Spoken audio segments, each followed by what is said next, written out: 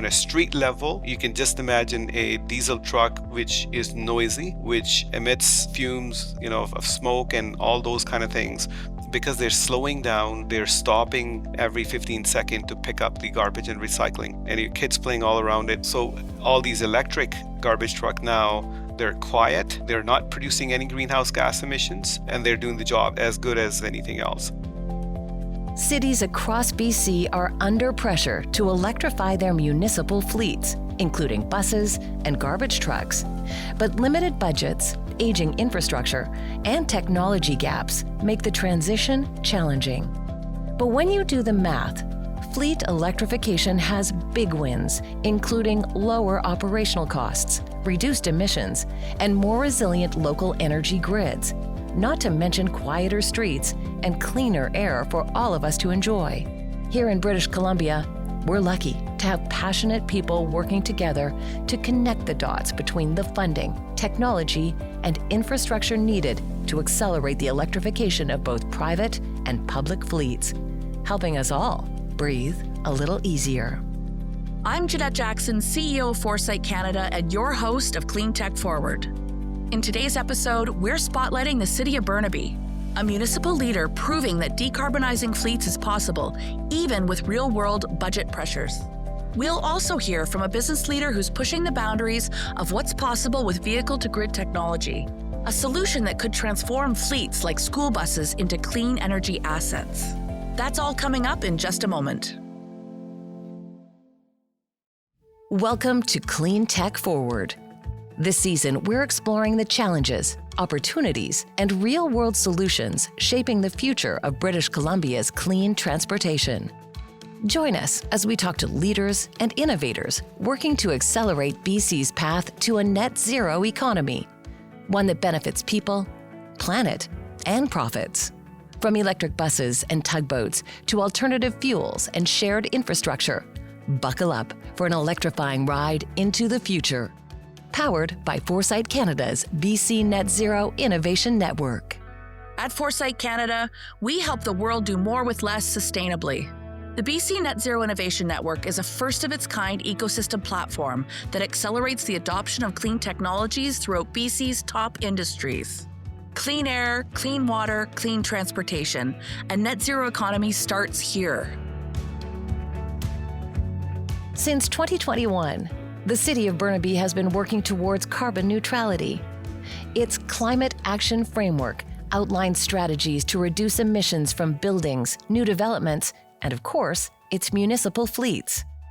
Our first guest today is helping lead that charge, working to transition the city's vehicles to cleaner technologies and reduce more than 6,000 metric tons of greenhouse gas emissions. Burnaby is showing what's possible for municipalities across BC, but not without a few speed bumps along the way. My name is Tauseef Waraich. I'm the manager of city fleet and equipment at the City of Burnaby, and my current role involves overseeing the transition of our municipal fleet to more sustainable and efficient alternatives, including zero-emission vehicles or any other low-emission technologies that may arise in the future. I do closely work with various departments, stakeholders, and industry partners to ensure our fleet aligns with our climate action framework and broader strategies and goals. I love that. Now, is this something that an opportunity came and you raised your hand? And of course, what motivates you to lean in to the net zero economy? My academic background is environmental engineering technology, and I've got a master's in environment and management. So the motivation comes from a deep passion for sustainability, and I always look for the opportunity to create some meaningful environmental impacts. So, City of Burnaby, they've been working on the climate action framework for a long time, and I think they were looking for a suitable position. So, in 2021, I interviewed and moved to this position. So, I brought my passion here. What exactly is the Burnaby Climate Action Framework? I'll just talk very generally. Your major sources for greenhouse gas emissions, they're coming from your buildings, your garbage, and your fleet. Call them 30% each, right? For discussion purposes.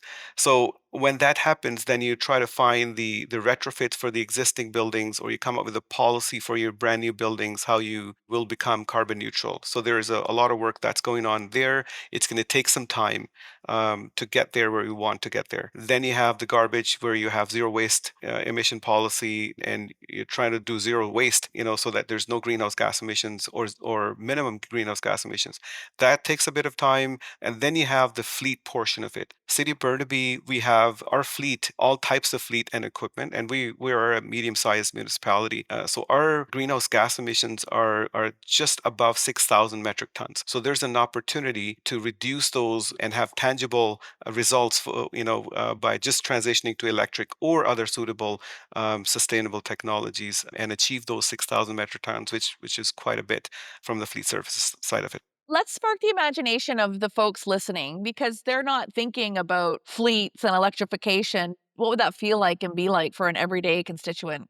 Yeah, absolutely. So I think you could just imagine overall the gas guzzlers fleet that roams about in the community on a daily basis. You have the loaders and the backhoes operating on the roads and in the back alleys and fuming smoke. And if you have all of this transition to electric or other sustainable technology, because when I say this, I'm also envisioning hopefully there's some hydrogen technology that comes about in the future as well. So from City Burnaby side of it, if we can reduce the 6,000 metric tons of greenhouse gas emissions all of a sudden, you can just imagine the environmental benefits that we get from there. On a street level, you can just imagine a diesel truck which is noisy, which emits fumes, of smoke and all those kind of things. Because they're slowing down, they're stopping every 15 seconds to pick up the garbage and recycling, right? So, and your kids playing all around it. So all these electric garbage truck now, they're quiet, they're not producing any greenhouse gas emissions, and they're doing the job as good as anything else. So I think there is a difference that eventually we will see happening at the very basic level, at the street level. And so, as you're looking to electrify and you're facing, pressures of higher costs and lower margins and all these types of things, what are the biggest financial and logistical hurdles that you're facing as you look to, electrify your fleets? Jeanette, you said it right. The budget is always the constraint, and especially the times that we're in today within British Columbia and in Canada and what's happening on the south side of it. So, for the local government and municipalities, there's one challenge to reach their carbon neutral goals, but within their budgets. There are other priorities they have to take care of. But then, because this is something that they're serious about and they want to walk the talk, so, you look at the EVs from the point of view that the internal combustion engines, they're cheaper than electric. So the front end cost is more, the cost of infrastructure for EV charging stations is more. But once you have that, then you can do the business analysis that, they're cheaper, they're environmental friendly, and all of those things. So yes, there are challenges, but when you have a goal to reach at, there are efficient ways where you can use the accountability principles and transparency principles to reach there. Yeah, absolutely. And what about things like policy and the infrastructure or supply chain? How's that, piece of the puzzle coming together? So if you look at from policy side of it, we have the federal goal and provincial goal of carbon neutrality by 2050. So City of Burnaby, they passed the Climate Action Framework and City Energy Strategy in 2021 and started to work on this path of carbon neutral. So the challenges in terms of light duty vehicles, as you can see, we have options available, for sedan cars and the other ones, F-150, Lightning, and all those things, right? But we do have challenges when it comes to medium duty vehicles and heavy duty vehicles and equipment, specialized equipment, and all those other things. So the technology is still in it works and it's happening for the municipalities because we have a level of service to provide. So we don't have the opportunity to just take risks from this end of it. So we need to see some proven technology. So that's one thing. So availability of technology. You mentioned the supply chain. That's certainly an issue. Was an issue during COVID. Everybody remembers that chip issue, that halted the supply. And still now, I think it's a norm that when you order a vehicle, there is no guarantee that it will reach at certain times. So a lot of times the dealers and the vendors, they don't even commit to a date. And so that becomes a challenge when you have an approved budget in a certain year and you're purchasing something that doesn't arrive in that year. So that is a realistic challenge. I think the infrastructure is the other one where you have, if it's a limited grid at your site, and it can slow down the deployment of your EV program overall. EV charging station infrastructure are an expensive way to look at it. With that challenge, it takes time. So there are challenges, but with policy, just like I mentioned, you have, federal government has a plan for it, provincial government working on it, local governments working on it. So I think it's a doable thing. Yeah. No, I know what you mean. Funny story, I actually sold my electric vehicle about 6 weeks ago. And I thought, "Oh, okay, I'll go start exploring, what else is out there." And of course, electric. And I'm realizing I actually probably have to wait 6 months for Absolutely. something that comes in. Would you Absolutely. would you say that that's one of the main differences between, an average consumer and municipality responsible for providing services to community, that certainty around supply chain, and making sure that when you order something, you get it at the right time? Are there other differences or nuances between you as a municipality buyer versus an everyday consumer that also exist? I think for a general consumer, it's one thing, to purchase a vehicle. They can go at a local dealer and pick something up. From our side of it, we have to be fair. So obviously, the bids have to be out. Somebody has to put a proposal in, and then it depends on what they're saying.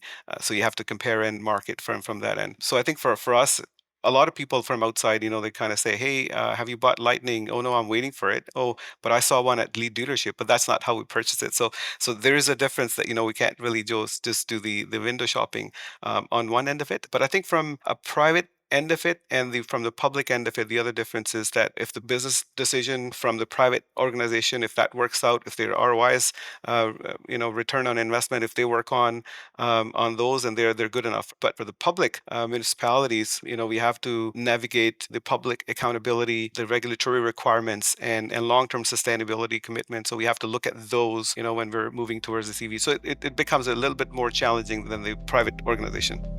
Despite the differences between public and private obligations when it comes to electrifying fleets, they do have two things in common: the desire to create a better future and to make sure the bottom line makes sense. Vehicle-to-grid technology, also known as V2G, is an emerging technology that turns parked EVs into mobile batteries, feeding energy back into the grid and creating new revenue streams. It's a game changer with massive potential, and one BC-based company is working to bring it to fleets across Canada with support from Foresight's BC Net Zero Innovation Network. Hi, I'm Rob Safrata. I started Fuse Power last year to solve one of the most exciting challenges to the electric grid over the next few decades, which is using vehicle batteries to power our grid. So Rob and I have known each other for a little while now, and he's definitely spearheading some incredible projects throughout BC and beyond when it comes to clean transportation. Why don't you share a little bit more about your projects over the last few years? Because I know you're dabbling in a few. I hadn't planned on it, but I looked at a number of companies and I purchased a local same day courier company in the year 2000. Now, I'm going to shift over here. Why do people do things that are environmental or green? Everyone comes at it from a different starting point. I got into it because I'm a very lucky fellow. The woman I've been married to now for over 40 years is the founding chair of EcoTrust Canada. And when I bought a local same day courier company, she said, "Why did you buy this polluting business?" And immediately it dawned on me, because I can clean it up. I've decided that what I do is I buy dirty companies and clean them up. And this has become a cause for me. Rob's passion for cleaning up dirty fleets led him to discover the promise of vehicle-to-grid technology. And now, he's working on bringing it to the masses. Yes, and again, to explain how did I come to it, Novex Courier, we have a number of hybrid and electric, mainly cars, and that works because the electric car price is similar to a gas equivalent, more or less, and then the maintenance and fuel is lower. So the couriers do that because it's a good business decision. However, with West Coast Sightseeing, I bought in 2009, 60 large, I'll say it, old, terrible tour buses. I was really trying to figure out for better part of 6 years now, how could I transition the entire fleet to electric? There weren't enough grants. There was, not enough maintenance or fuel savings that I could figure out, or any other things that could get me close to doing that. However, the revenue from vehicle to grid will enable that. And I realized a couple of years ago, this was a reasonably significant project on the side of my desk, that this was way bigger than us. This issue was way bigger than our fleet. This should be for everyone. So that's how Fuse was created, to help solve for everyone. And we're focusing mainly across Canada. I'm in Halifax reasonably often, in Ontario, Quebec, and working mainly though with BC Hydro. And so now we work on the full solution set for any fleet. So, with vehicle to grid being an emerging sort of solution, why don't you sort of share with us how it works and why it can be a real game changer for municipalities? This has to be, for me, one of the most exciting opportunities in front of us for many, many reasons. And it's a solution for many things, whether they're economic or health, sound, quiet, better working conditions. So school buses are the simplest application to understand. School buses typically drive 2 hours, then they rest, then 2 hours, and they're done. And they really go 50 to 100 kilometers, would be 80% of them. That's it. And yet they can go 300 kilometers, which means there's a lot of capacity sitting in the batteries when they're parked. There's been tests done and rollouts in North America and Europe. And in the United States, a school bus parked was earning $125 an hour sitting there, giving power. Well, that's probably more than it nets when it's driving kids to school and everything. That changes my business plan if I'm a school bus owner, big time. Now I can easily afford an electric school bus because I'm making so much more out of it than just driving. Okay, so that's one example. And then recently, the Pacific Northwest National Lab, a highly, highly credible lab in California, they did a very complete study. And the summary is this, it's in their first sentence. When all school buses in the United States are electric, there are 500,000 of them, that is equivalent to 61.5 gigawatts of power available to peak shave on the grid. Well, 61.5 gigawatts is more than BC and Hydro use, just to give some kind of context. So the scale of this will be a vehicle to grid will be in the future as big and important a component of utility and power supply as solar and wind and stationary storage are today. It will be an integral part of the future grid. When you hear numbers like that, it's clear. Vehicle to grid technology isn't just innovative, it's transformational. For municipalities and private fleets alike, it's a chance to cut costs, reduce emissions, and support increasing demands on the grid. But scaling to thousands of V2G-ready vehicles across BC? That will take time, investment, and collaboration. That's exactly what Rob and his team at Fuse are working toward, with help from partners like BC Hydro. You've got a big ambition to have hundreds of vehicles, of electric buses and fleet vehicles part of this vehicle to grid network. Today you're at 2. How is that going to work? And what are the next steps to get you to where you want to be? I have to compliment Steve Kao at BC Hydro and Carrie Mortashard. They've really been our internal champions there, and I want to give them a shout out, and therefore BC Hydro. 90% of what we're doing is what they wanted to explore, to know about, or to answer. And so, yes, we've had 2. And that's why I was introduced to BC Hydro 6 years ago. And then I wanted to get more and talking to them, and could they help? And Steve Kao said, well, Rob, I want 40 electric buses from you. And I answered quickly, well, that's great, because when I have electric ones, I'll need 50 and you can have 40 in the winter. And BC Hydro's winter peaking. And Steve did his calculations and came and said, look, let me use 40 of them for 10 years in the winter for 6 months. I'll take them to Hope, BC, constrained substation, And their calculations are it'll peak shave by 20%, having those 40 batteries plugged in together and being able to give power to the grid at peak time. And it's less expensive for him, the amount he would have to pay us for us to get the 40, than it is to do the other things like upgrading the station. And hopefully those cost savings eventually transfer down to the consumer. I think, in BC in particular, we're pretty lucky. We're used to having, it feels like unlimited power, but a lot of people don't realize those days are numbered, right? Unless we want to build more Site C dams.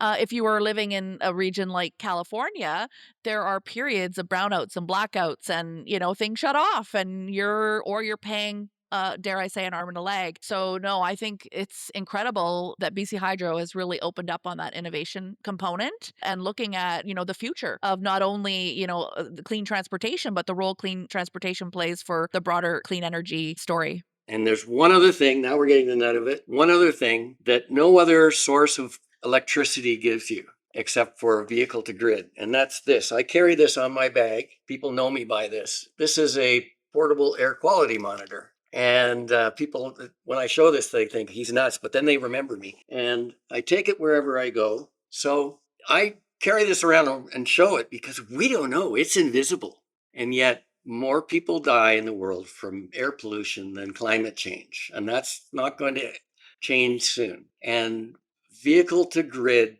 is the best way to have healthier air. There's many different measurements. New York City estimates that when all vehicles are electric in the city, in New York City, they'll save $6.2 billion annually in healthcare.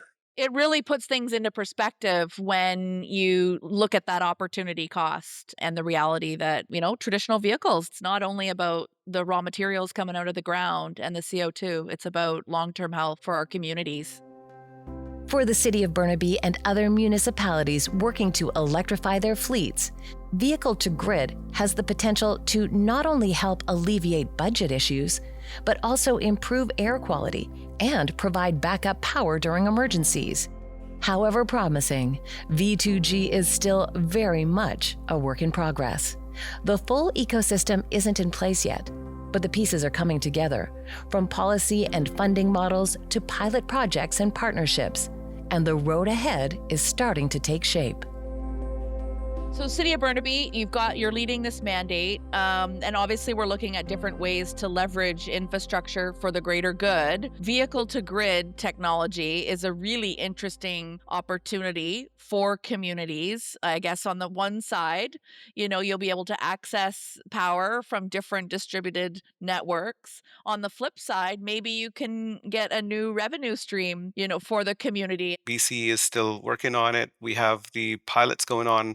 BC Hydro is working on with different partners like Coast to Coast or Lion Electric and many others, and they're working on to make it happen. But at the end of the day, if that can happen, is because a lot of times the question comes then when you're transitioning your whole fleet to electric, what happens if there's an earthquake and there's a shutdown of electricity for a few days or something? How are you going to keep your electric fleet going as well as other things? But this V2G technology, if that happens, then you can actually supply electricity to some of your community centers, right? For example, or you have a tent there and you can provide that electricity out there. I'm hoping, and one of the wish lists is that, you can probably charge some of these electric other smaller vehicles from this bigger vehicle. So this is a groundbreaking technology. I think there's something that we're all waiting for, and I hope it really happens. Yeah, I kind of envision it like it's like a whole reimagining all of our energy infrastructure. And now that you have energy at your fingertips for emergency situations,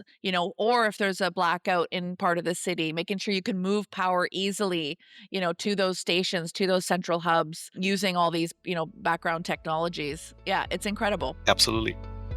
When it comes to funding models for fleet electrification projects, it turns out the options are plentiful in BC. Government grants, incentives, and carbon credits are just a few of the resources public and private fleet operators can tap into. So let's talk a little bit about funding models. So you obviously have your existing, annual operating and capital planning budgets. I'm a little bit familiar with municipal operations. I sat on the board of the police department here in Port Moody for 4 years, and you really start to see the connectivity and expectations from constituents. So what funding models do exist? There are several funding mechanisms. They do exist, and that includes the federal and provincial grants, green bonds, leasing options, and partnerships with utility providers. An example is the joint procurement model, where multiple municipalities they pool resources and negotiate better pricing. So there are opportunities there. And then in terms of funding, you have a provincial Clean BC Go Electric funding. There is a federal funding. It's incentives for medium and heavy duty zero emission vehicles, IMHEZ, something like that, ZEV. And then there's zero emission vehicle infrastructure program that exists. I'll give you an example that we wanted to pilot with an electric garbage truck, and we wanted to see how that works. Now, the internal combustion diesel engine powered garbage truck, which would cost around $500,000, electric is almost double the price. When it's a double the price, that's a cost prohibitive thing to go ahead and how to get that approved. But we almost got like $300,000 in funding from provincial and federal government. That really helped the business case for this truck. And when you combine that funding and also look at the life cycle, less operating costs, less downtime, and everything, you become winner right in the beginning. So fundings are the most important thing, especially for the municipalities to when they're looking into transitioning. One last thing is the carbon credits. So if you own some EV charging stations, for example, City of Burnaby, we have almost at the end of June, we'll probably have around 350 EV charging stations, level 2, some level 3 as well. And when we are putting that electricity into our vehicles and we're running it, we can claim the carbon credit. So that becomes more, so we can actually do more investment into the infrastructure, into the EV charging, into the EV transitioning as well. So all of these fundings, they really help. And if anybody's listening in the municipal sector or even private sector, those things are available for EV transitioning. Yeah. Would you say that's one of the first things that a municipality, partner can do is start to really look at there's business cases and business models that actually work and incentives out there. Would that be where you recommend, folks leading these initiatives go? Absolutely. It's always a good start. Always keep an eye on it. Look for more partnerships. For example, BC Hydro, they do a lot of partnerships within local municipalities. If you're trying to put in some public charging stations, BC Hydro and even private sectors, there are many partnerships that are available, whether it's locating the site or putting the actual infrastructure on. So, it's wonderful at this moment. And that's why, just loving the British Columbia support system and the federal support system. Supporting each other in our efforts to decarbonize transportation benefits everyone in the long run. That's why collaboration is so important for progress, whether it's municipalities working together to negotiate better pricing, or the private and public sectors sharing solutions everyone can use. What can the private sector, businesses, large industry do to better support municipalities who want to embark on this journey? Yeah, I think it's a teamwork, as you mentioned, and the private industry plays a crucial role in providing this technology investment, infrastructure solutions, and even financial models. There are local companies, buy Canadian. There are local companies. They specialize in fleet electrification. They offer consulting services, for example. They're energy providers. There are hardware providers. So all of those, when you put them all together, you become a team, and it really becomes a teamwork to transition into electric. Is there something that can happen at the policy level, whether it's municipal, provincial, or federal, that could accelerate fleet electrification for you? So I think talking about the legislations and the policies from British Columbia, they said by 2035 all your light duty vehicles they need to be electric, right? So those are a good thing to have.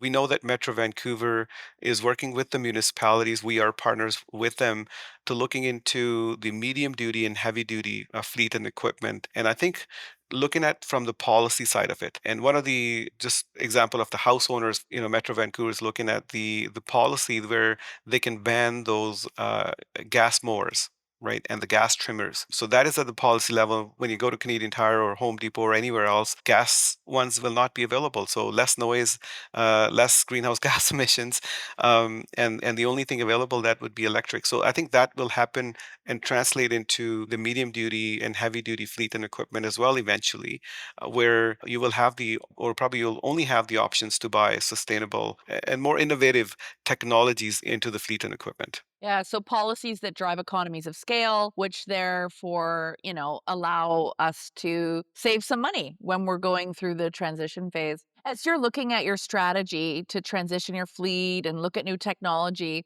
are there other cities or regions across Canada, globally, that inspire you or that you've learned some really interesting things from to inform your strategy? I think there are cities around us, City of Vancouver, City of Coquitlam, City of Abbotsford. A lot of municipalities they're working towards these, and I think we are learning from each other. I would say, City of Burnaby, I would call it that we pretty much are the leaders in this transition, and I can tell you why because we have about like 350 EV charging stations infrastructure. So major task is to get the infrastructure in so that you can enroll into EV transition right away. So we are ready to adapt, and we're ready to accept if there's a technology available in terms of light duty, medium duty, and heavy duty. We have level 2 charging stations as well as level 3 charging stations. That means that we can charge our garbage trucks or heavy duty equipment as well. So we have been transitioning to light duty vehicles. We've been transitioning into smaller equipment. So yeah, so we've been doing all of this, and I think because the city of Burnaby also thought about that, it's going to take some time to get to the zero emission vehicles because of technology availability. We talked about the supply chain issues. We talked about budget constraints and all of those. So what do we do in the interim? So in the interim, we have switched from the regular diesel to R100, which is a hydrogen derived renewable diesel, which can reduce all the way up to 80% of greenhouse gas emissions. So City of Burnaby is doing a lot actually, and I'm very proud that our council and senior management, they're on the same page for this carbon neutrality purpose. With all of these critical components coming together and innovative minds like Rob and Tauseef in the driver's seat, a future full of electrified fleets, both public and private, may be closer than we think. I think in the next decade or so, I envision widespread adoption of EV across municipalities, fleets, and even bigger organizations. And they're supported by the robust charging networks, not just locally, but outside in the neighboring municipalities and facilities as well. And hopefully a smart grid integration from BC Hydro or from the other private entities. And I think this will shift not only from reducing the emissions, but also creating new opportunities for innovation and job growth in the clean energy sector. So, Rob, it's so important that you're bringing your tangible, business owner experience into communities. What do you see as a possible vision for the BC Lower Mainland to really electrify everything over the next 10, 15 years? BC Transit had 4 electric buses for a while. And you gotta it's smart to walk before you run. So get one, drive one for sure. Get one or lease, or a lot of the bus companies will give it to you for free for a month. To try. Beyond that, you got to make it someone's job description. You have to make a bold plan and learn about it. And so when I say make it someone's job description, not full time necessarily, but okay, we want to report every month or quarter what you're learning, what's the business case, and to start learning, because this doesn't have to happen. Next year, no one's going to order 100. That would be not a smart thing to do. However, they could certainly transition their entire fleet over the next 5 or 6 years and make a significant difference. I don't have enough time today, but I cannot say enough about the social, the triple bottom line, the social impact, not just the environmental, the social impact of having these electric vehicles. Everyone in the company is proud that your company has it. You get better resumes, you get lower turnover, you get better drivers. You get pride. Customers love it. I used to get thumbs up when I had one of the first electric courier vehicles, and that's not usually what you get when you're a courier driver. There's a mandate to decarbonize, to look at innovation, to improve the operational efficiency, as well as meet some of these other targets. And that's sort of why the BC Net Zero Innovation Network was created, to bring in that capacity and help take these initiatives to the next level, because once you get some momentum, then it's easier to get buy-in from more decision makers, whether it's within the team or your customer base or, your broader stakeholder group. And I have found, Jeanette, since 2000, that with other companies, it's the one topic where other companies are very willing to share what they've learned, even if they're competitors, because it's important. It's bigger than us. It's about more than us. It's about more than our profits. So I would like to put a shout out that information is very robustly shared, and we can and should help each other.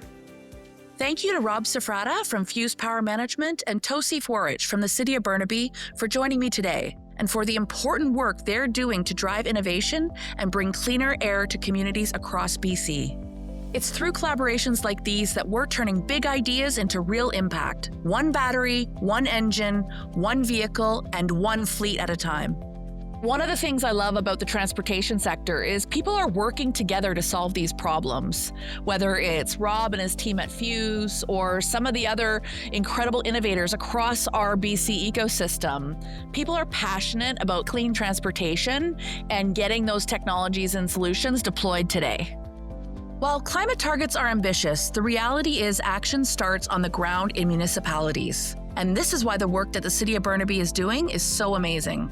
We can imagine a future where all of the service vehicles in our communities, they're quiet and they're clean, and you can actually hear your kids laughing and hear the birds chirping. And I think this is something that all of us can look forward to, as well as healthier environments that we all live, work, and play in. If I were to leave our listeners with a final aha moment for this episode, especially if you're someone with influence, funding, or passion to advance clean transportation, it's this. Accelerating the adoption of electric fleets shouldn't be a competition. It should be a collaboration. We all win when we share knowledge, align resources, and support the solutions that are already working. That's exactly what the BC Net Zero Innovation Network is here to do. Connect the people, technologies, and ideas that can move us further, faster. Whether you're a company making smart, sustainable business decisions, or a municipality trying to hit climate goals without breaking the budget, we all share the same endgame: a cleaner, more resilient, and prosperous future for people and planet. So let's make it happen, together. On the next episode of Cleantech Forward, ports and shipping are among the biggest barriers to decarbonizing BC's transportation system. How can we change that? Let's explore solutions that will transform BC into a leader of sustainable shipping. Add us to your playlist so you don't miss it. Cleantech Forward is fueled by Foresight Canada's BC Net Zero Innovation Network, powered by Pacific Economic Development Canada and the Government of British Columbia. Learn more about how BC is driving the future of clean transportation at foresightcac.com/British Columbia.